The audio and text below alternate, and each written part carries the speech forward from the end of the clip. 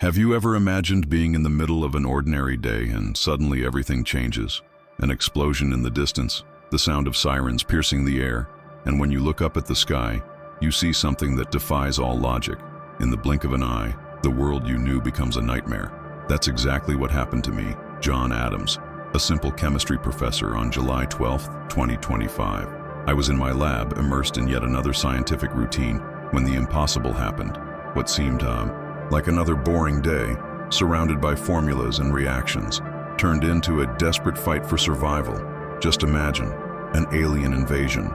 It's not something you expect to see happen, right? But that day, the city began to tremble, and the sky was invaded by ships that didn't belong to this planet. There was no time to understand, only to react. The first explosion was so powerful, it shook the ground beneath my feet. Panic gripped everything and everyone. I ran to my lab, trying to do what I knew best, find a solution, a way to survive. But the truth was clear. No one was prepared for this. At that moment, I thought it might be the end. As a simple chemistry teacher, what could I do against a threat of this magnitude? But something inside me refused to accept that I would be just another victim. I had knowledge, and if there was any chance of survival, it lay hidden in science. During those first minutes of absolute chaos, as the world around me crumbled, I realized that everything I knew could be the key to reversing the situation. But that wasn't all. There was something even more important. Survival was just the beginning. What I found in the first 24 hours wasn't just destruction. I found something more, something I never imagined, a chance. But what you're about to discover may surprise you. How can a simple scientist be the last line of defense against an alien army? How was I able to use the very elements of chemistry to protect myself and even fight off the invaders? These questions, which began as a mystery to me, may give you unique insight into how science can be our most powerful weapon, even when all seems lost. Stay with me until the end of this video, because what happened in the following days changed not only my life, but the story of how we can survive an alien invasion, and more importantly, what comes next. You won't believe. The impossible happened, and I was forced to face what no human being should. What you're about to hear will make you rethink everything you know about surviving an apocalypse. Now, prepare to understand how a simple teacher became an unlikely survivor. What you'll discover in the next few hours may be more than just a story.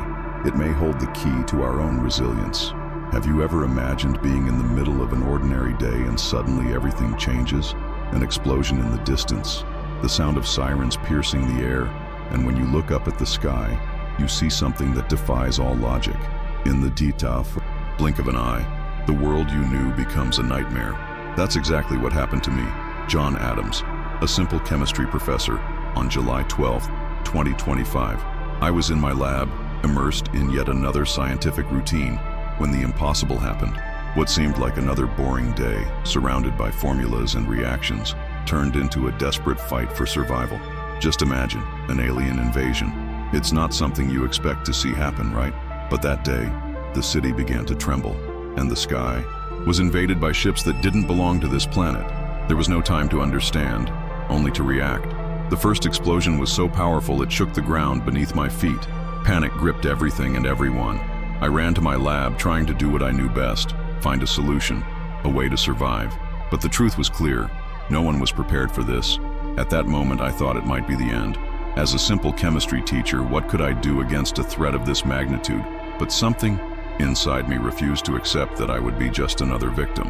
I had knowledge, and if there was any chance of survival, it lay hidden in science. During those first minutes of absolute chaos, as the world around me crumbled, I realized that everything I knew could be the key to reversing the situation. But that wasn't all. There was something even more important. Survival was just the beginning. What I found in the first 24 hours wasn't just destruction. I found something more, something I never imagined, a chance. But what you're about to discover may surprise you. How can a simple scientist be the last line of defense against an alien army? How was I able to use the very elements of chemistry to protect myself and even fight off the invaders? These questions, which began as a mystery to me, may give you unique insight into how science can be our most powerful weapon, even when all seems lost. Stay with me until the end of this video, because what happened in the following days changed not only my life, but the story of how we can survive an alien invasion. And, more importantly, what comes next, you won't believe. The impossible happened, and I was forced to face what no human being should. What you're about to hear will make you rethink everything you know about surviving an apocalypse. Now prepare to understand how a simple teacher became an unlikely survivor. What you'll discover in the next few hours may be more than just a story. It may hold the key to our own resilience. It was a hot morning in Chicago, one of those muggy days that makes the city seem even more immense and chaotic, the kind of heat that makes you think the weather is about to collapse somehow. I was in the lab, as usual, focused on experiments and checking the chemical reactions that took up much of my time. The day felt like any other routine. The sound of fluorescent lights overhead, the constant clicking of computer keys as I recorded results. Nothing different. I had just finished lunch, alone, as usual. I knew my lab work could be more stimulating, but still, it was what made me feel useful. The isolation, however, never bothered me. I was focused, but something was starting to change. Suddenly, the radio transmissions began to falter without explanation. Those brief, strange noises unusual in a city like Chicago. They were glitches in the radio waves, which even the technicians couldn't explain at the time. And then the strangest thing happened. The sky began to glow in a way I'd never seen before. First, a faint light, which quickly grew more intense, almost like an aurora borealis, but with no logical explanation. The sky shouldn't be like that. I stared out the lab window, trying to understand what was happening. It wasn't a storm, it wasn't a solar effect. I was beginning to realize something was very wrong. My instinct, the one every scientist has when they realize that normal no longer makes sense, gave me a pang of alarm. Something big was about to happen. I was about to be pulled into an event that would transform not only my life, but everyone's. But no one, not even I, could have imagined how quickly it would happen. In the blink of an eye, the sound of sirens began to fill the air. At first, distant, almost as if part of a nightmare, but soon the sirens drew closer. The sound grew louder, more intense. I had never heard anything so piercing. Something was wrong. I quickly left my lab and went to the window. What I saw, well, it was something beyond words. Ships, enormous. They were in the sky. These weren't military aircraft, nor secret experiments. They were ships with shapes that defied everything I knew about aerodynamics. The brightness of the sky was overshadowed by the shadow they cast over the city. I was beginning to understand. It wasn't a mistake. It wasn't a simulation exercise or a system glitch. There, in front of me, was what everyone feared: an alien invasion. Panic began to spread like wildfire. People ran, screaming, and the entire city seemed to lose control in a matter of seconds. I, like any human being, didn't know what to do. There was no plan for this. There was no chemistry formula capable of preparing me for what was happening. But then, an explosion. The first. It came from where I least expected it. A shock wave that shook the walls of my lab. The sound that accompanied the blast was so deafening my ears were ringing. In that moment, everything I knew, everything that was real, was turned upside down. I knew what was happening was more serious than anything I had ever imagined. The city was under attack, and nothing would ever be the same again. My brain, which had previously focused on formulas and experiments, was now in survival mode. I needed to act fast. The rules of the world as I knew it had been changed in the blink of an eye, and I was there, caught in the middle of something that could be the end of everything. How could a simple chemistry teacher survive something so enormous? What to do when the enemy is not only unknown, but utterly incomprehensible? I was there, in the middle of a panicked city, trying to gather the shreds of rationality that still remained within me. My scientific mind began to work intensely, searching for solutions, trying to understand how something so improbable could happen. How could it be that on any given day, my life had become a race against time? The answer lay not in formulas or the knowledge I had accumulated, but in something more, something primal, the need to survive. I was still in shock, but I had to act. I looked at the equipment in the lab, thought about what I could use to protect myself, and began to improvise. I knew that science, despite everything, might be my only ally, but it was still far from enough. I needed to band together with other survivors, because ultimately, survival would be a collective battle. But what would happen when the first 24 hours passed? What would come next? The answer was beginning to form in my mind, but it was something even more terrifying than anything I could have imagined. Now I want to go even deeper into this subject. That moment felt as if time had stopped. Each passing second felt like an eternity. I, who had never imagined I would one day experience an apocalypse, saw the heavens tearing apart before my eyes. The gigantic ships appeared without warning, as if the universe itself had decided to give us an ultimatum. They were so immense that it seemed they covered half the sky, and their sound? It was deafening, like a distant but growing roar, coming from somewhere that didn't seem like this planet. I was still trying to process what was happening when the first explosion shook the earth, so strong that the ground shifted beneath my feet. I ran to the window, and what I saw chilled me. The city of Chicago, once alive with its frenetic routine and energy, was now being overtaken by something not even the most terrifying science fiction films could describe. The once blue sky was now being torn apart by these ships, with intense beams of light spreading in all directions. Each explosion was like a battle cry from the unknown, an invitation to destruction. There was nowhere to run. The city was being swallowed by this onslaught, and the people around me were paralyzed with fear. Panic quickly took hold. People ran wild in the streets, trying to run anywhere, but there was no escape.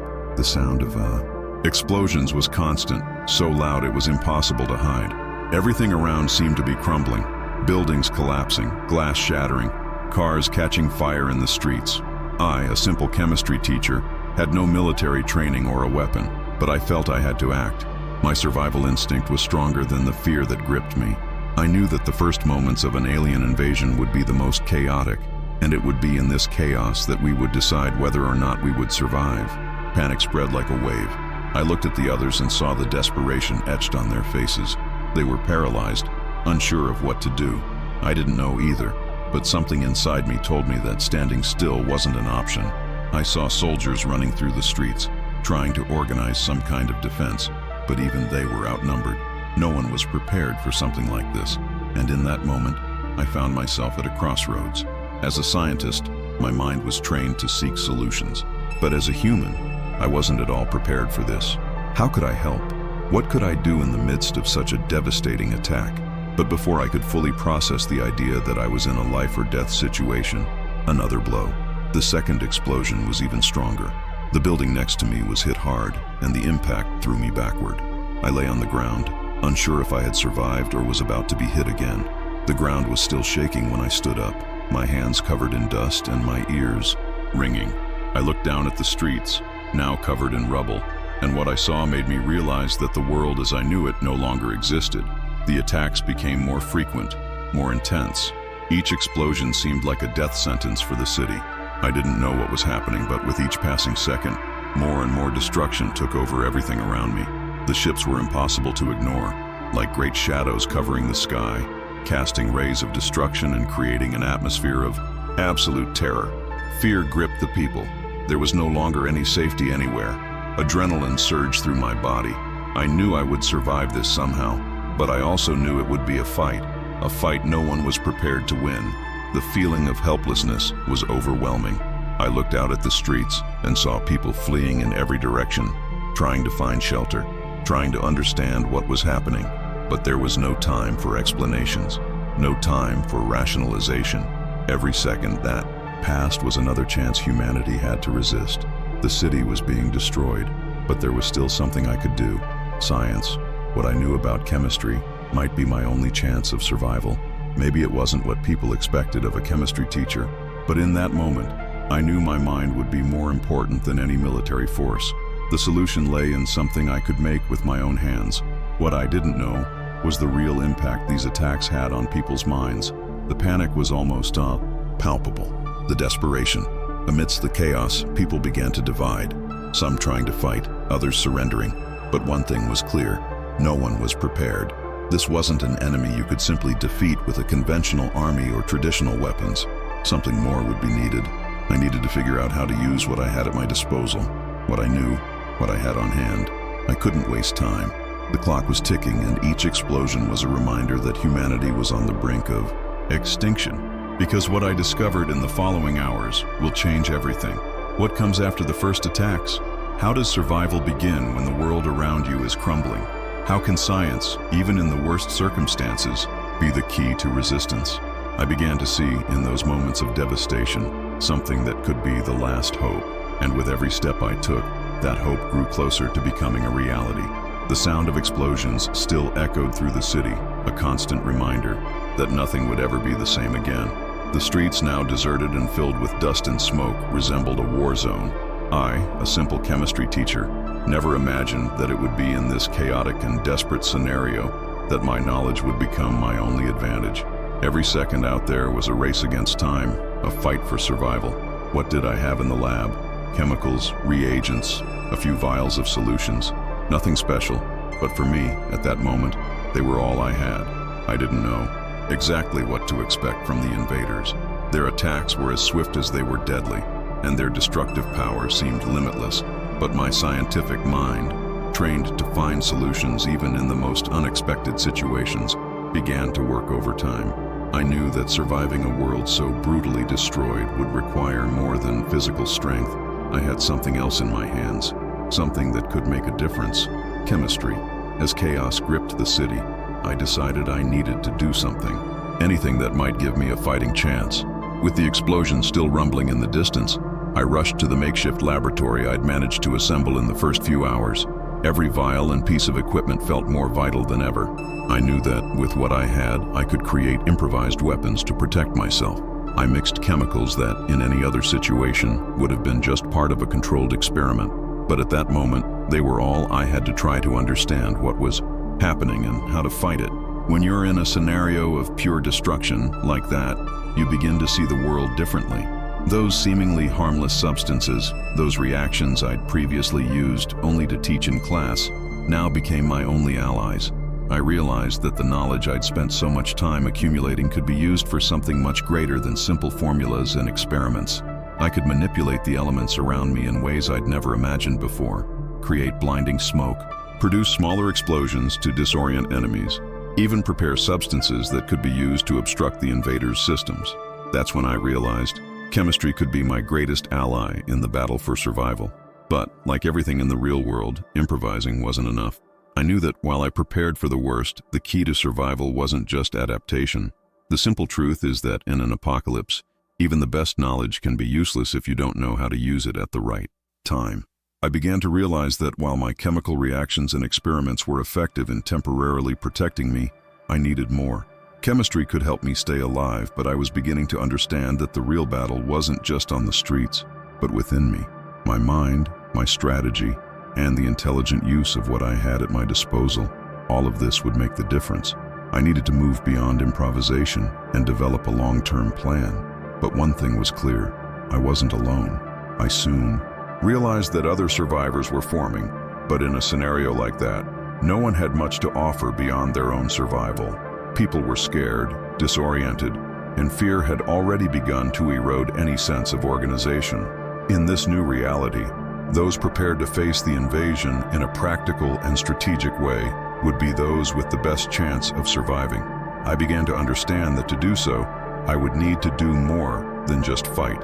I needed to band together, combine knowledge, and harness the best of what we all had. As the days passed, my adaptation to the chaos became more efficient. I began creating improvised traps, using chemical reagents to deter the invaders, creating solutions that neutralized the effects of their weapons, and trying to develop a defense that would allow me to move among the rubble unseen. The laboratory I had set up was now my makeshift fortress, and I was determined to make it the base for resistance. It was then that I realized something even more profound. The true key to survival wasn't in weapons or physical strategies.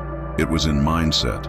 As human beings, we adapt, transform, and in the process, discover an unusual resilience. The most extreme situations revealed what we are truly capable of. Every decision I made, even amidst the chaos, was a reflection of my internal transformation. The real battle, perhaps, was against fear, hopelessness, the very need to fight to survive. And it was at this point that the journey began to take a clearer direction. I had to go beyond mere survival. I needed not only to confront the invaders, but to understand the greater truth hidden behind this destruction. Why were they here? What else could be done? Every second now felt like a race against time, and every mistake could be fatal, because what happened next completely changed my perception of everything that was happening around me. What I learned, and what I still have to learn, may be the key to a future neither I nor anyone else could have imagined. The city, once a symbol of life and movement, was now transformed into an unrecognizable landscape of desolation. I walked the streets, and with each step, more and more people disappeared. Chaos took over everything. The streets that were once filled with cars, people going to and from work, were now empty, destroyed, and covered in a dense dust that seemed unwilling to go away. The sound of explosions and alien attacks still echoed in the distance, a cruel reminder that the world as I knew it was gone. I was alone. There was no longer any sign of communication with anyone. My cell phone? No signal. The radio? Static. What remained was the ominous silence that took over everything around me. Loneliness was a feeling I'd never experienced before. Before, I was used to working alone in the lab, but there was always routine, always purpose. Now, everything was in ruins, and the harshest of realities began to sink in. I might be one of the few survivors, the people who until yesterday were my colleagues, my friends, my family, had simply disappeared. Some fled, others perhaps never had the chance. I don't know. The fact is, amidst the destruction, the question gnawing at my mind was simple. How did we get here? How did someone like me, a simple chemistry teacher, become part of a struggle for survival amid an alien invasion? I thought about the thousands of people who had passed through my life, and now, looking at the streets, I wondered if any of them had survived. Some still tried to resist, but the desperation was visible in everyone's eyes. The city, once vibrant and full of life, resembled a vast cemetery. The impact of the invasion was so great that no one, not the military nor the authorities, could withstand the invaders' destructive power. The world had turned a blank page, and we, as humanity, were now characters who barely understood the plot that was being written. In the midst of all this, I found myself in a situation I never imagined, having to deal with the loss and the emptiness that spread everywhere. The city was empty of life, and the only thing left was the echo of explosions and the distant sound of aliens moving. What frightened me most, however, was not the destruction itself, but the silence that came with it, the loneliness of a world shattering before my eyes. And me? As a scientist, my mind was accustomed to analyzing situations, seeking solutions, solving problems. But at that moment, there was no easy solution. There was no magic formula, no experiment that could correct everything that was happening. What terrified me most was the feeling of powerlessness in the face of something so vast and incomprehensible. I had lost everything, not only the city, but control of the situation. I was now in the shoes of any survivor, trying to understand what to do, trying to understand how to act in a world that had become completely unfamiliar. As the days passed and the destruction continued, the sense of loss seemed to intensify. Every face I saw, every person I met on the streets, always a new face, a new hope, was a reminder that humanity still had something to offer. But with each passing day, more people disappeared, more faces were lost.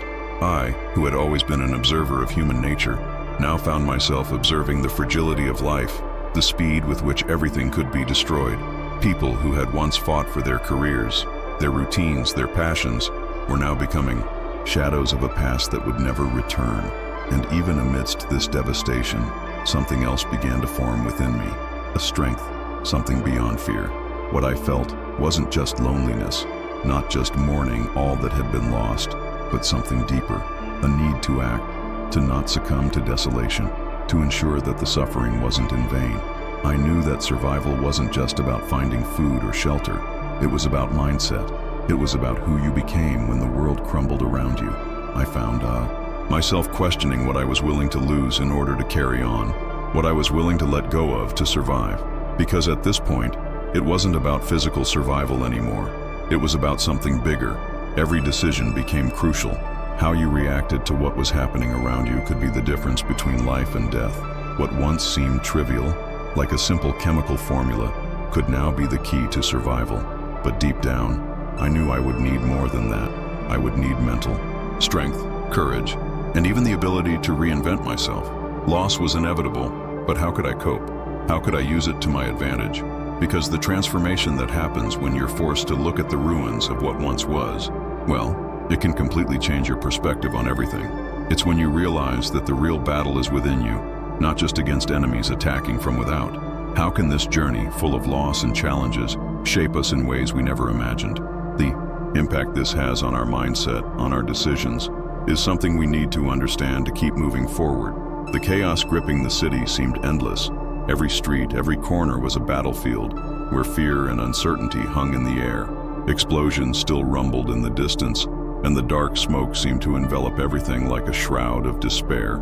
I knew my chance of survival was slim, but I couldn't give in to that feeling of helplessness. Something inside me refused to accept that. Everything I knew, everything I loved, would be lost without me doing something about it. It was then, as I sought shelter amid the rubble of a building that had once been a bustling shopping center, that I encountered the first other survivors. I knew the chance of finding anyone was slim to none, but my instinct to search for others, for some kind of humanity still alive, led me to them. A group of armed soldiers, with weary expressions, tried to maintain calm amidst the storm. I, with my lab coat and scientist's glasses, clearly didn't look like someone who could offer much in the way of combat, but the soldiers looked at me with a certain expectancy. They were tired, as was I, and we all knew we needed to stick together to have any chance of survival. Alongside the military, there were also other civilians. Some were more organized. Others, like me, seemed still processing what was happening. Most, lost in their own fear, sought shelter and clung to the hope that the attacks would stop, that the destruction would pause. But everyone knew that was a luxury we could no longer afford. The world had changed irreversibly, and the fight for survival would be our new reality. We, a mix of military and civilians, gathered there, not knowing exactly what to do, but aware that we had to act. The unknown, that enemy we had never faced, was now closer than ever. In the early days, chaos was our greatest enemy. What did we have? Not much. The army had its tactics, its weapons, but something crucial was missing. The bombs the aliens used were devastating, and the speed with which they attacked made it difficult to react. What gave me a certain advantage, however, was the knowledge I possessed. As a scientist, I knew that chemistry could be used in ways no one else was considering. I wasn't a soldier. I couldn't fight like them, but my knowledge could be the key to understanding how to defeat the invaders, or at least how to survive longer. And, unlikely as it was, I knew that together, we had a chance. Adapting to this new world wouldn't be easy. It wasn't enough to just fight. We needed to understand the enemy. We gathered around maps, discussing improvised strategies, and while the military had their action plans, I tried to use my knowledge of chemistry to think of ways to neutralize the alien attacks. I knew the key to this lay in understanding the invaders' behavior. We needed to learn more about their technology, their weaknesses, what drove them. We didn't have time, but we also had nothing but our own will to fight. I began formulating hypotheses, trying to come up with something that could turn the tide in our favor. Time was against us. With every passing minute, the city became more destroyed, more desolate. But what gave me hope, what made me believe there was still something we could do, was teamwork. The military, who had previously seemed reluctant to accept a simple chemistry teacher, began to understand the value of what I could offer. I knew that the fight for survival was not just physical, but mental. As in any major crisis, the ability to remain calm and make quick decisions would be our greatest weapon. And little by little, the civilians, who had previously been paralyzed by fear, began to unite, to organize. Fear was still there, but it was no longer the only emotion driving us. Something within us was beginning to transform. Survival became more than a necessity. It became a mission. But most importantly, what truly changed the dynamics of that group was realizing that resistance against the aliens didn't depend on force or military tactics, but rather on how each of us could contribute what we knew best. The military had the weapons, but I, with my knowledge of chemistry, had the ability to create solutions that could help protect ourselves or even weaken the enemy. I didn't know enough about their technology to defeat them directly, but I knew that our resistance could be increased if we pooled our knowledge and used each resource to the best of our ability. Together, we began planning a counterattack, not just against the invaders, but against the despair that was beginning to grip everyone. We needed to show that, despite the devastation, the fight was not over. We knew the journey would be long, but there was no turning back. The transformation we were undergoing wasn't just physical, it was a mental and emotional transformation. Each passing day made us stronger, more determined, And, in the end, I knew that with the others by my side, each bringing their own expertise, we could begin to turn the tide. Now, I want to delve even deeper into this topic because what happened after this union was something I could never have predicted. How, amidst destruction, did we find strength we didn't know we possessed? The impact of this transformation was greater than we imagined, and the revelations about how to use science and collaboration in such a desperate scenario changed everything. The sound of explosions still reverberated through the ruins of the city, but something inside me had changed. I was no longer lost in the panic, no longer just reacting. I knew that survival required more than simple improvisation. It wasn't enough to just run, hide, or wait for things to get better. Something inside me was ignited, a determination I never knew I had. To survive, we needed more than brute force or simple resilience. We needed a plan that was more than just fighting the invaders. We needed to understand how they thought, how we could use science to defend ourselves. To turn the tide, I gathered the other survivors, the military, the civilians, and other scientists I could find. The chaos united us, but it was the need to understand the enemy, to react with more than just desperation, that truly strengthened us. Together we began to devise a strategy. I knew chemistry would be my greatest ally, but that wouldn't be enough. We needed more time, more information. But the clock was against us. With every passing second, the invaders drew closer. They were closer than ever, and the last chance of survival was in our hands. We humans have always been innovative and ingenious, but faced with such an advanced, unknown enemy, this seemed like a weakness. They possessed technology that surpassed everything we knew. Their ships, their weapons, the speed of their attacks. It was as if we were trying to fight an enemy hundreds of years ahead of us. But it was in that moment, with the world crumbling around us, that I began to realize that perhaps the key to our survival wasn't direct combat. The real key would be the time we could buy, the knowledge we could gather, information. We knew that every move we made could be our last, but we couldn't give up. Chemistry, with its compounds and reactions, and its ability to alter and create new substances, was the starting point. In our makeshift laboratory, we began exploring ways to use these elements against the aliens.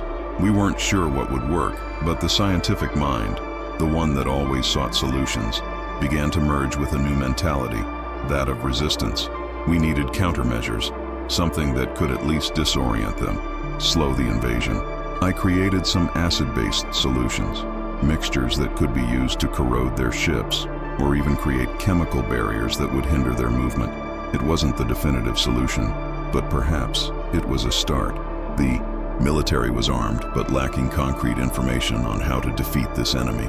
They had the strength, but traditional combat strategies wouldn't work against a threat of this magnitude. That's where we came in. The other scientists and I began working together, offering our ideas and strategies to formulate something more effective. But there was a problem: time. There wasn't enough time to experiment, to test in a controlled manner. With each attempt, more invaders arrived. Time was running out. Under the pressure, decisions had to be made quickly. We created improvised chemical traps, mixtures that could be dropped at strategic points, hoping to cause damage. I knew it wouldn't be enough to stop the invasion, but perhaps it would be enough to slow the attack, buy time, and make the aliens realize that we humans still posed a threat. Every action we took needed to be measured, because failure could mean the end for us all. The fear was still there, but something stronger was taking over: the need to fight, to use everything I knew to prevent this from being the end. As I dedicated myself to creating these improvised solutions, I felt the urgency of an invisible clock, a countdown to our extinction. It wasn't just a matter of personal survival, but of saving what was left of a world that was rapidly disintegrating. There were no guarantees, no certainties, but what I did have was knowledge, and that knowledge, even with all its limitations, could be our last chance. As the first results of our attempts began to emerge, a small flame of hope ignited within me. The mixtures, while not yet perfect, had caused small flaws in the alien ship's structures. It was imperceptible to them, but to us, it meant that perhaps, with more time, we could discover what made them vulnerable. Perhaps it was only the beginning, but at that moment, every step we took toward understanding the enemy felt like significant progress.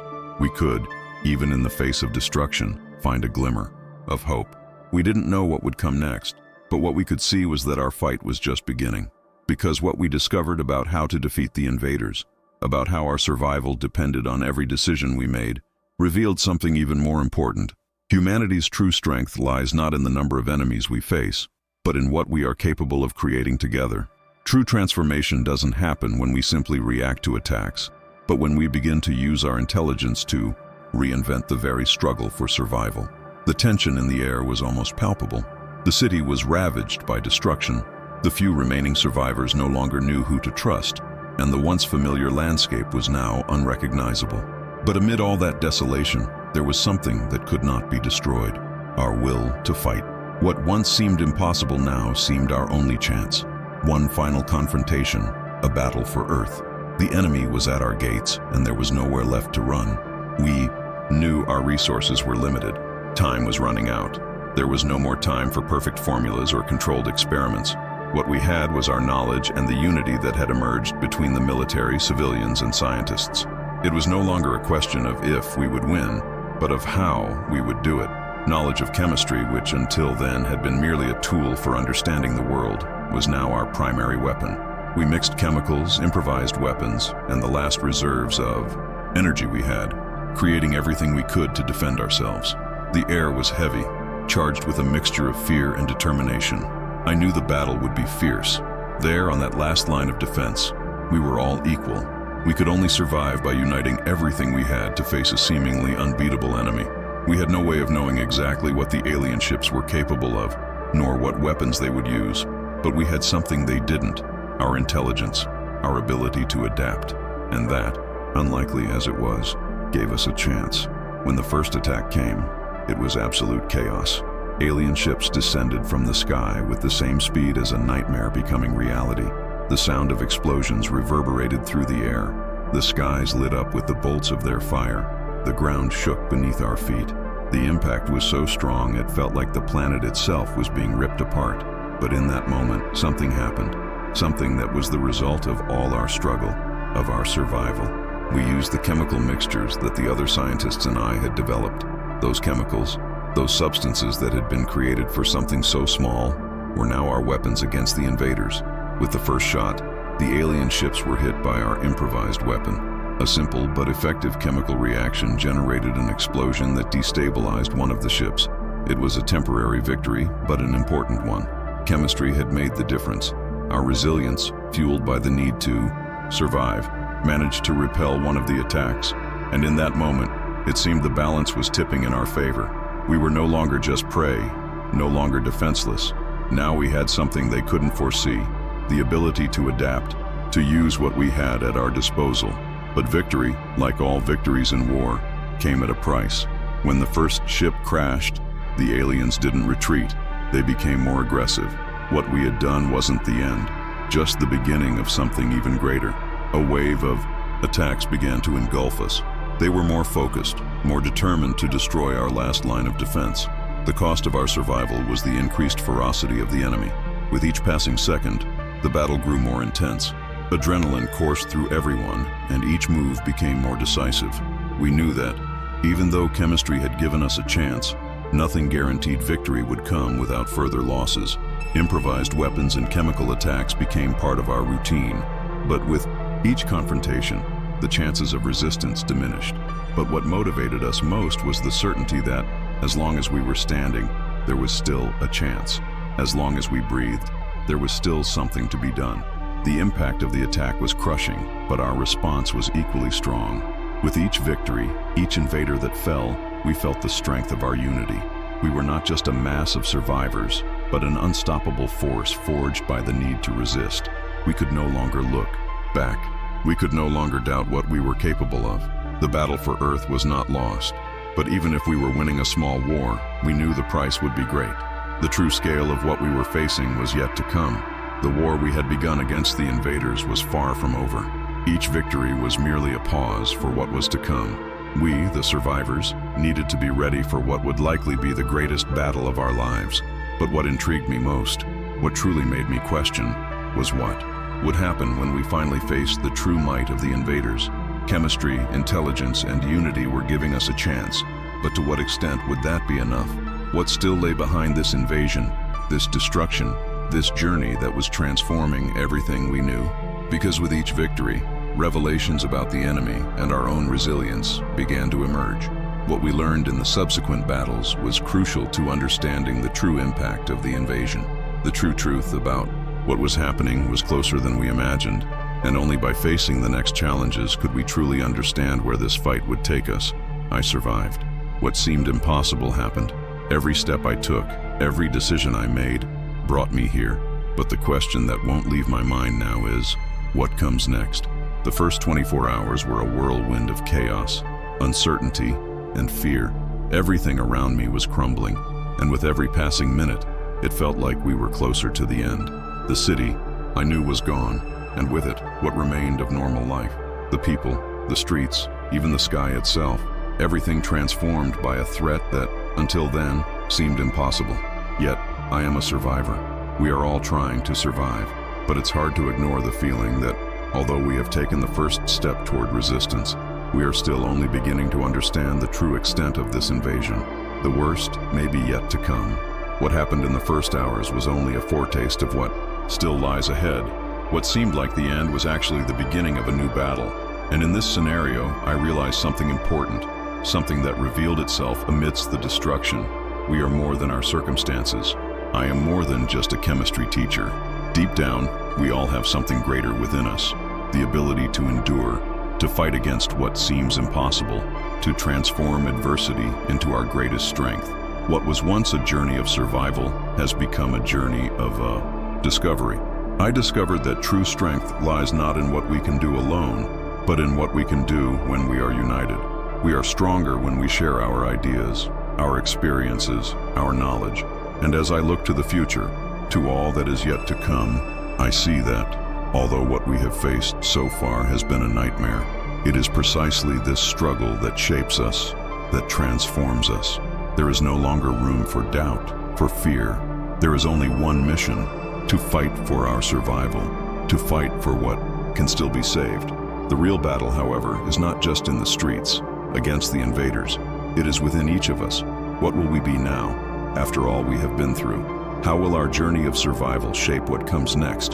The only thing I know for sure is that the worst may yet be to come, but something has changed in me, something that makes me believe we can win, that we can turn this situation around. Because in truth, everything that happens in a war, in a fight for survival, is not just about the battles we fight with our enemies, but about the internal battles we must win every day. Overcoming fear, overcoming doubt, overcoming uncertainty. This is the true battlefield, and even without knowing what will come next, I know I'm ready to face it. Because what I'm beginning to understand about this invasion goes far beyond what we can see. The impact of all this will reverberate throughout everything around us. The journey we're on will transform who we are and who we can be. And one thing is certain, the fight for survival is far from over. It's just begun. I know this journey hasn't been easy, but if you've made it this far, it means we're in this together. With every step we take, with every discovery, we see that the fight for survival has something more to teach us. And if you felt that all of this makes sense, that the lessons we've shared resonate with you, let me know in the comments. Right, this message was for me, and if you connected with what we've seen so far, don't forget to leave a like, because every gesture of support counts for us to continue this journey. If you've stuck with us until the end, you know the most interesting part is yet to come. And of course, if you want to know more about how all this will unfold, how human resilience can grow, and the impact of every decision we make, stay tuned for the next video. The fight for survival doesn't end here. Until then, let's move forward together.